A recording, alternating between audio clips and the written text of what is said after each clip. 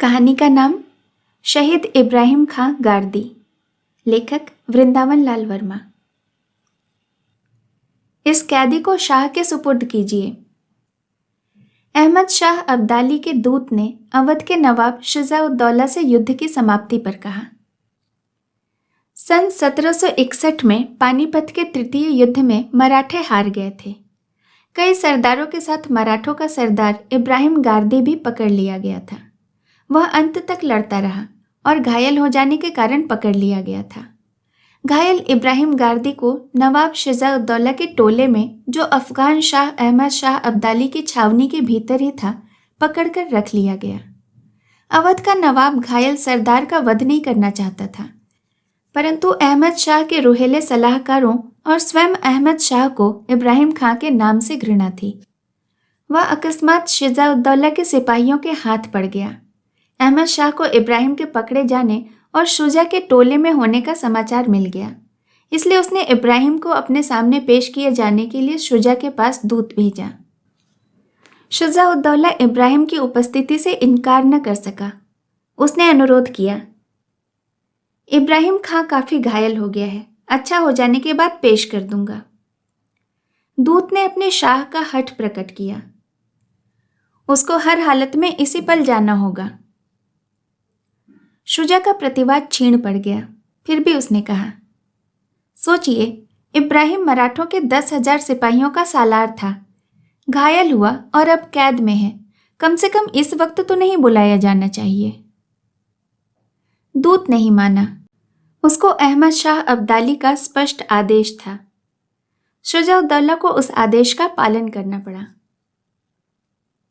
मराठों के प्रधान सेना नायक सदाशिव भाऊ का सिर कटकर पहले ही आ चुका था। वह भी नितांत घायल अवस्था में ही अब्दाली के सिपाहियों के हाथ लग सका था। बालाजी बाजीराव पेशवा का पुत्र विश्वास राव भी पानीपत की लड़ाई में उसी दिन मारा गया था। संध्या के पूर्व ही उसका भी सिर कटकर आ गया। विश्वास राव का सौंदर्य मृत्यु के सिर पर भी खेल रहा था। अधमुंधी आंखें, स्वाभाविक मुस्कान, मानो यमराज को भी मुग्ध कर लेने की ठान रही हों। उसके अनिर्वाचनीय रूप की महिमा को सुनकर रक्त में सने हुए अनेक अफगान सरदार और सिपाही ठठ के ठठ बांधकर जमा हो गए। उन्होंने अपने डेरों के सामने लड़ाई में मारे गए हिंदुस्तानी सिपाहियों के मुंडों के ढेर लगा रखे थे, जिनके समक्ष ये नाच कूद का जश्न मना रहे थे। विश्वास राव का सौंदर्य हिंदुस्तान भर में विख्यात था। उसके कटे हुए सिर को देखने के लिए वे उस जश्न को छोड़कर दौड़े दौड़े आए। क्या मनुष्य इतना सुंदर हो सकता है? उनकी बर्बरता बार बार प्रश्न कर रही थी। वे चिल्ला उठे, हम हिंदुओं के शाह को काबुल ले जाएंगे, इसकी लाश को हम हमेशा तेल में रखेंगे। उनके बढ़ते हुए हठ को देखकर अब्दाली के रुहेले सलाहकार ने अनुरोध किया, हटाइए इसको, फिकवा दीजिए कहीं।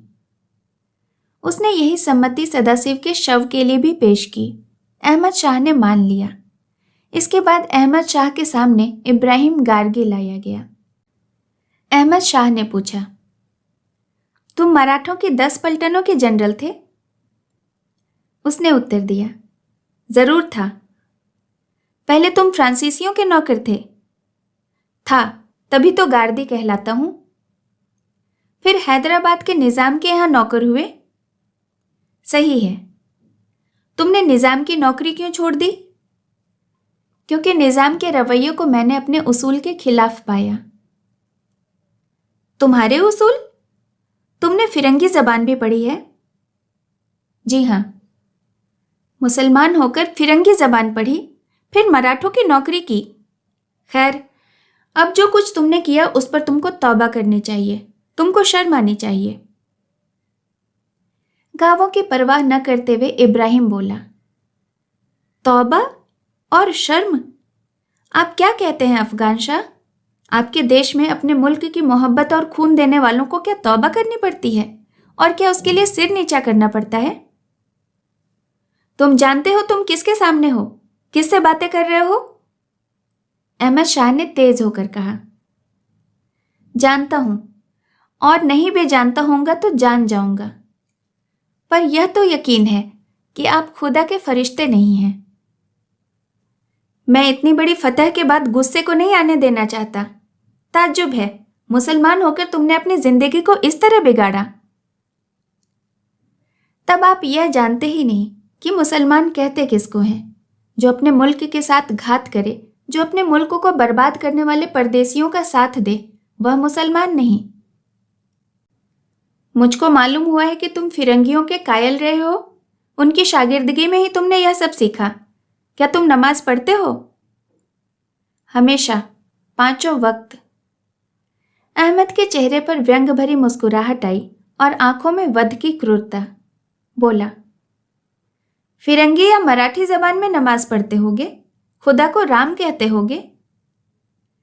इब्राहिम ने घावों की पीड़ा दबाते हुए कहा, क्या खुदा अरबी, फारसी और पश्तो जबान को ही समझता है? क्या वह मराठी या फ्रांसीसी को नहीं जानता? क्या राम खुदा नहीं है? और क्या खुदा राम नहीं है? अहमद शाह अब्दाली की नाक में नासूर था। उसमें से फुफकार निकल पड़ी। बोला, क्यों कुफ्र बकता है? तौबा कर, नहीं तो टुकड़े टुकड़े कर दिए जाओगे। मेरे स्तन के टुकड़े होने से रूह के टुकड़े तो नहीं होंगे, इब्राहिम ने दृढ़ स्वर में कहा। घायल इब्राहिम के ठंडे स्वर से अहमद शाह की क्रूरता कुंठित हुई। एक क्षण सोचने के बाद बोला, अच्छा, हम तुमको तौबा करने के लिए वक्त देते हैं। तौबा कर लो, हम तुमको छोड़ देंगे। अपनी फौज में अच्छी नौकरी भी देंगे। तुम फिरंगी तरीके पर हमारी फौज के कुछ दस्ते तैयार करो। कराह को दबाए हुए इब्राहिम के होठों पर एक रीनी जीनी सी हंसी आ गई। इब्राहिम अहमद शाह के उस खिलवाड़ को समाप्त करना चाहता था। उसने कहा, अगर छूट पाऊं तो पूना में ही फिर पलटने तैयार करूं और इसी पानीपत के मैदान में उन अरमानों को निकालूं जिनको निकाल नहीं पाया, जो मेरे कलेजे में धधक रहे हैं। अब समझ में आ गया, तुम असल में बुत परस्त हो। जरूर हूं, लेकिन मैं ऐसी बुत को पूजता हूं जो मेरे दिल में बसी हुई है और ख्याल में मीठी है। जिन बुतों को बहुत से हिंदू पूजते हैं और आप लोग भी, मैं उनको नहीं पूजता। हम लोग भी? खबरदार। हाँ, आप लोग भी। मरे हुए सिपाहियों के सिर के ढेर जो हर तंबू के सामने लगाए गए हैं और जिनके सामने आपके पठान और रोहेले सिपाही नाच नाच कर जश्न मना रहे हैं, वह सब क्या है? क्या वह बुत परस्ती नहीं? हिंदुओं की और आप लोगों की बुत परस्ती में सिर्फ इतना ही फर्क है कि जिन बुतों को वे पूजते हैं उनसे खून नहीं बहता, ना ही उनसे बदबू आती है। तुम बहुत बदजुबान हो। तुम्हारा भी वही हाल किया जाएगा जो तुम्हारे सदाशिव राव भाऊ का हुआ है। पीड़ित चकित इब्राहिम के मुंह से निकल पड़ा, क्यों? उनको क्या हुआ? उत्तर मिला, मार दिया गया, सिर काट लिया गया। उफ! घायल इब्राहिम ने दोनों हाथों से सिर थाम कर कहा। अब्दाली को उसकी पीड़ा रुची। बोला, और तुम लोगों का वह खूबसूरत छोकरा विश्वास राव भी मारा गया। इब्राहिम के बुझती हुई आंखों के सामने और भी अंधेरा छा गया। उसने कंपित कुपित स्वर में कहा, विश्वास राव? विश्वास राव, मेरे मुल्क का नाज, मेरे सिपाहियों के हौसले का ताज। उफ! इब्राहिम गिर पड़ा। अहमद शाह उसके तड़पने पर प्रसन्न था। उसकी निर्ममता ने सोचा, शहीद को जीत लिया। इब्राहिम जरा सा उठकर भरभराते हुए स्वर में बोला, पानी। अब्दाली कड़का, पहले तौबा कर। जहां के तहां पढ़कर इब्राहिम ने कहा, तौबा? शहीद कहीं तौबा करता है? तौबा करे वे लोग जो कैदियों, घायलों और निहत्थों का कत्ल करते हैं। अब्दाली से नहीं सहा गया। इब्राहिम भी सह नहीं पा रहा था। अब्दाली ने उसके टुकड़े टुकड़े करके वध करने की आज्ञा दी। एक अंग कटने पर इब्राहिम की चीख में से निकला, मेरे ईमान पर पहली नियाज। दूसरे पर छीण चीख में से बोला, हम हिंदू मुसलमानों की मिट्टी में से ऐसे सूरमा पैदा होंगे जो वहशियों और जालिमों का नामो निशान मिटा देंगे। फिर अंत में मराठों के ब्रिगेडियर जनरल इब्राहिम खां गार्दी के मुंह से केवल एक शब्द निकला, अल्लाह। जिसको फरिश्तों ने पंखों और इतिहास के पन्नों ने सावधानी के साथ अपने आंसुओं में छिपा लिया। धन्यवाद। कहानी का नाम शहजादे की अग्नि परीक्षा। लेखक वृंदावन लाल वर्मा। दिल्ली का बादशाह जहांगीर सन 1605 में राज सिंहासन पर बैठा था। उसे 10-12 साल राज करते करते हो गए थे। जहांगीर सूझबूझ वाला व्यक्ति था, परंतु कभी कभी दुष्टता का भी बर्ताव कर डालता था। उसमें सनक भी थी। जहांगीर ने बड़े बड़े कटघरों में कुछ शेर पाल रखे थे। कभी कभी वो अपने सिपाहियों और सरदारों की कुश्ती इन शेरों से करवाता था। शेर पालतू थे, पर थे तो शेर, और वो भी बड़े बड़े। एक बार उसने अपने घुड़सवार पहरेदारों में से कुछ को शेरों से कुश्ती लड़ने का आदेश दिया। उन बेचारों को लड़ना पड़ा। वे बहुत संभल संभल कर बड़े साहस के साथ लड़े। फिर भी उनमें से 3 को शेरों ने मार डाला, बाकी घायल हो गए। जहांगीर के ऊपर कोई अंकुश न था जो उसे मनमानी करने से रोकता। वह युग ही कुछ इस तरह का था। एक दिन जहांगीर अपने एक भतीजे और अपने सबसे छोटे शहजादे को लेकर घूमते घूमते शेरों के कटघरों के पास जा पहुंचा। जंगली जानवरों को देखने से मन तो प्रसन्न होता ही है। वे दोनों बालक हर्षमग्न हो गए। भतीजे के मुंह से निकला, कैसे रग पट्टे वाले शेर हैं ये, आंखों से जैसे लौ फूट रही हो। शहजादे ने कहा, इनके सिर बहुत बड़े बड़े हैं, छाती चौड़ी और मजबूत है।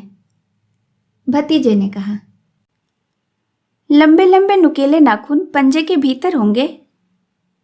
शहजादा बोला, और लंबे लंबे नुकीले दांत उन चौड़े चकले होठों के भीतर। भतीजे ने कहा, पर कान इनके छोटे छोटे हैं, इतने छोटे कि हमारी अंगुलियों की पकड़ में मुश्किल से आ सकेंगे। शहजादा बोला, पकड़ लोगे? भतीजा बोला, क्यों, क्या हुआ? शेर को साथ ही एक आध थप्पड़ भी मारी जा सकती है। वो हंस पड़ा। शहजादे के होठों पर झीनी सी मुस्कुराहट आई। बोला, आप उसका पंजा पकड़ लेंगे? भतीजे ने मस्ती और बेपरवाही के साथ उत्तर दिया, जिसका कान पकड़ सकते हैं उसका पंजा पकड़ना क्या मुश्किल है। जहांगीर उन दोनों बालकों की बातें सुन रहा था। सनक गया। बालक उस क्षण उससे कुछ दूरी पर और कटघरे के नजदीक थे। जहांगीर ने उनकी ओर कदम बढ़ाए। भतीजे के कंधे पर हाथ रखकर जहांगीर ने पूछा, शेर के कान पकड़ लोगे और उसका पंजा भी? भतीजा पहले तो सकपकाया, फिर परंपरा की सुनी बातें उसके मन में उभर आईं। हिम्मत बंधी। भतीजे ने उत्तर दिया, जी हाँ सरकार, शाही खून तो मेरी नसों में भी है। अच्छा कहकर बादशाह ने दांत भींचे। उसे क्रोध जल्दी ही आ जाता था। उन दिनों उसके अपने लड़के शहजादा खुर्रम से अनबन थी। खुर्रम जो बाद में शाहजहां के नाम से विख्यात हुआ। जहांगीर के पिता अकबर के अंतिम दिनों में ही जहांगीर का सबसे बड़ा पुत्र खुर्रम उसके विरुद्ध हो गया था। वह सब यकायक उसे स्मरण हो आया। अच्छा बढ़ाओ, अपना हाथ कटघरे के भीतर रखो और शेर के सिर पर, इस शेर के सिर पर जो कटघरे के पास खड़ा है, फिर उसका कान पकड़ना। जहांगीर ने अपने घमंडी भतीजे को आज्ञा दी। उसका स्वर कड़ा था। भतीजे का गर्व जल गया। उसके रोम खड़े हो गए और शरीर कांपने लगा। वह एक अंगुल भी आगे बढ़ न सका। डालता है हाथ कटघरे में या नहीं? जहांगीर कड़का। भतीजे की घिघी बंध गई। वह हाथ जोड़कर क्षमा मांगने लगा। जहांगीर ने क्षमा नहीं किया।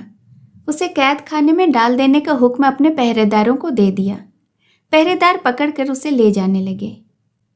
अब जहांगीर अपने पुत्र शहजादे से बोला, तुम में है हिम्मत? रख सकते हो शेर के सिर पर अपना हाथ? चचेरे भाई के साथ जहांगीर का वह वर्ताव देखकर शहजादा सहम गया था, परंतु पिता की उस ललकार पर उसके भीतर का तेज जाग पड़ा। उसने घमंड की कोई बात नहीं की। उसने अपनी दृढ़ता को संभाला और बोला, जो हुक्म, कोशिश करता हूं। उसके चचेरे भाई को पहरेदार कैदखाने में बंद करने के लिए पकड़े लिए जा रहे थे, परंतु वह विचलित नहीं हुआ। सधे पैरों से वह धीरे धीरे आगे बढ़ा, सांस साधी। उसने शेर के सिर पर हाथ रख दिया और रखे रहा। शेर ने अपनी जलती हुई आंखें ऊपर घुमाई, परंतु बालक नहीं घबराया। जहांगीर ने कहा, हाथ खींच लो।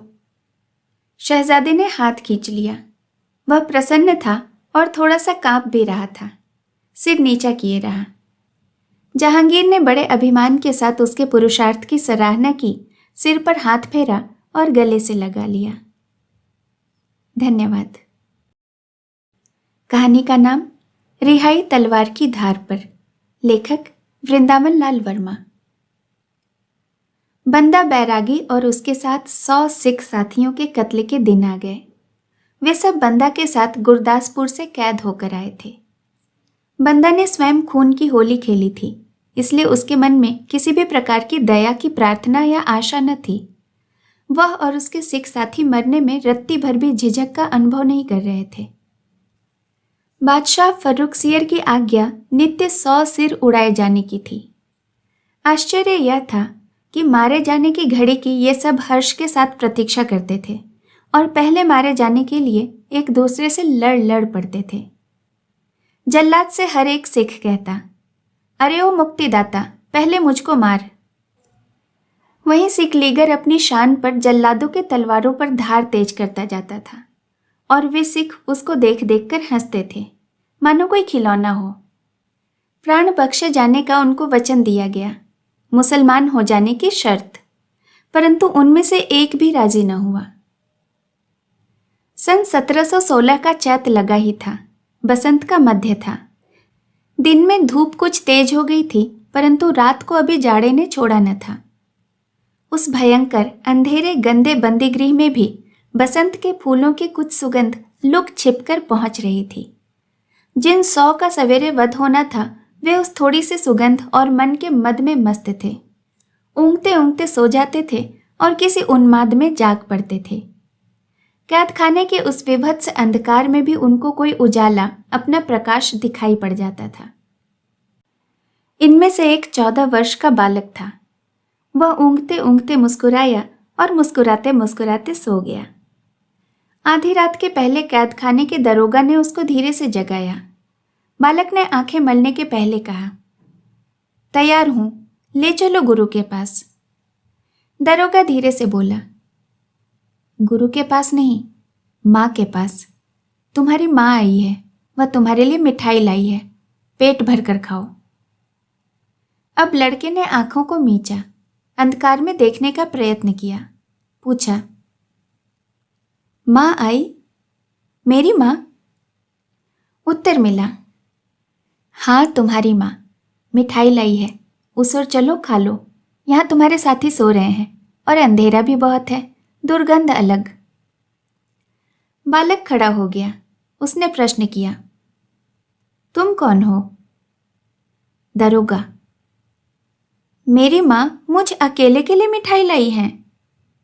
हाँ, और इन सबको आज खाने के लिए कुछ भी नहीं मिला है।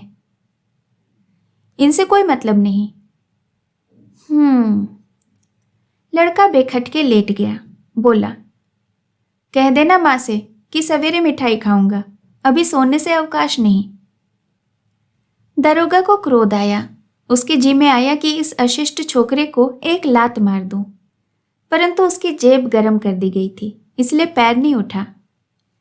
दरोगा ने कहा, ठीक भी है, जब जल्लाद के तलवार के घाट तुम्हारे ये सब साथी उतर जाएं, तब अकेले पेट भर के खाना। दरोगा हंसा। लड़के ने करवट लेकर अनुरोध किया, हाँ हाँ, उसी समय दिलवाइएगा मिठाई, अभी तो सोने दीजिए, जाइए जाइए। दरोगा चला गया। सवेरे 100 कैदियों का वध होना था, परंतु अभी जल्लाद की घड़ी नहीं आई थी। एक स्त्री कैदखाने के बड़े फाटक पर आई।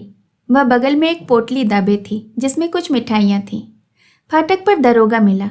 दरोगा ने शिष्ट बर्ताव किया, क्योंकि उसकी जेब में स्वर्ण खंड के अतिरिक्त कुतुबुल मुल्क वजीर का एक फरमान भी पहुंच चुका था। कुतुबुल मुल्क की जागीर का दीवान रतन चंद नाम का एक हिंदू था।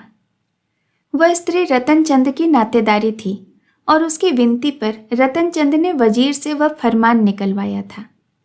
स्त्री ने उस फरमान को दरोगा के पास रात में ही भिजवा दिया था।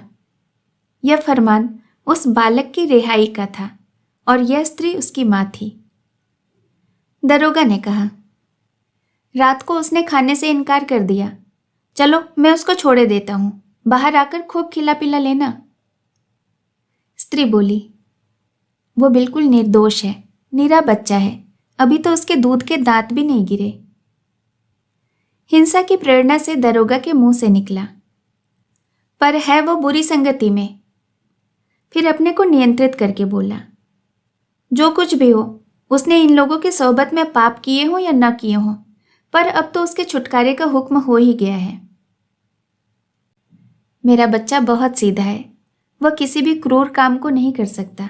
आपने तो देखा ही होगा, कितना भोला है, बात तक करना नहीं जानता। खैर, मुझे इन सब बातों से कोई निस्तब नहीं। पहले आंगन में चलो, मैं उसको छोड़ देता हूं, अपने साथ लेती जाना। बड़ी दया होगी, जल्दी कर दीजिए उसका छुटकारा, बहुत भूखा होगा। और फिर क्या? और फिर जल्लाद आते होंगे, जब उसके साथी मारे जाएंगे तब देखकर घबरा जाएगा और सह न सकेगा। न जाने उस पर क्या प्रभाव पड़े, कहीं अचेत न हो जाए, पागल न हो जाए। जल्दी कर दीजिए उसका उद्धार, मैं आपके हाथ जोड़ती हूं। दरोगा उस स्त्री को भीतर ले गया। जिन 100 बंदियों का वध होना था उनमें काफी चहल पहल थी।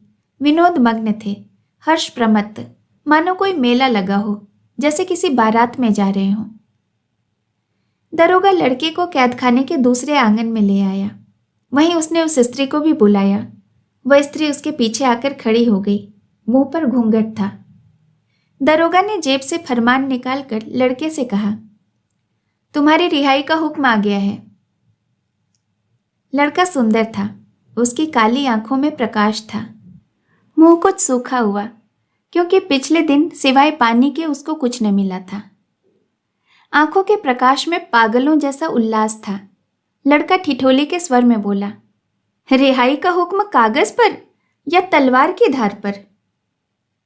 दरोगा ने कहा, तलवार की धार पर तो यमराज का हुक्म लिखा है, जिसको लेकर जल्लाद तुम्हारे साथियों की रूह के छुटकारे के लिए आ रहा है। तुमको यमराज ने छोड़ दिया है, जाओ इस औरत के साथ, जाओ। लड़का छाती पर हाथ कसकर बोला, कौन है यह स्त्री? स्त्री ने घूंघट उघाड़ा। लड़के ने उसको देखकर एक उठी आह को दबाया और मुंह फेर लिया। स्त्री ने कहा, तुम्हारी विधवा मां मेरे लाल। लड़के का चेहरा तमतमा गया। उसने स्त्री से आंख मिलाई, गले में आई हुई किसी अटक को दूर किया और बहुत धीमे स्वर में बोला, तुम मेरी कोई नहीं हो। फिर कड़क कर दरोगा से कहा, ले जाओ इसे यहां से, यह मेरी मां नहीं है। मेरी मां होती तो मुझे स्वर्ग जाने का आशीष देती, न कि प्राण बचाने के लिए ऐरो गैरों से भीख मांगती फिरती। ले जाओ इसको यहां से, बुला लो जल्लाद को, जिसकी तलवार की धार पर स्वर्ग का संदेश लिखा है। स्त्री कांप गई। उसकी आंखों से आंसू झर पड़े, गला रुद्ध हो गया। लड़का आंसू न देख सका, उसने पीठ फेर ली। दरोगा की आंखें क्रोध से जल उठी। स्त्री अचेत होकर भरभरा पड़ी। लड़का भीतर कैदखाने में चला गया। कैदखाने में धंसने से पहले वह एक बार मुड़ा। उसकी आंखों के एक कोने में एक मोती सा झलक आया था। 2-3 अंगुलियों से उसको तोड़ लिया और फिर भीतर चला गया, कुछ उदास। परंतु जब जल्लाद की तलवार उसकी नन्ही सी गर्दन पर पड़ी, तब वह हंस रहा था और उसकी आंखें आकाश में किसी को देख रही थीं। धन्यवाद दोस्तों। अगर आपकी नज़र में, आपकी पहचान में कोई भी ऐसा इंसान हो जिन्हें हिंदी साहित्य से प्रेम है और वह पढ़ सकने में असमर्थ हैं, तो आप इन कहानियों को उन तक ज़रूर पहुंचाएं। धन्यवाद।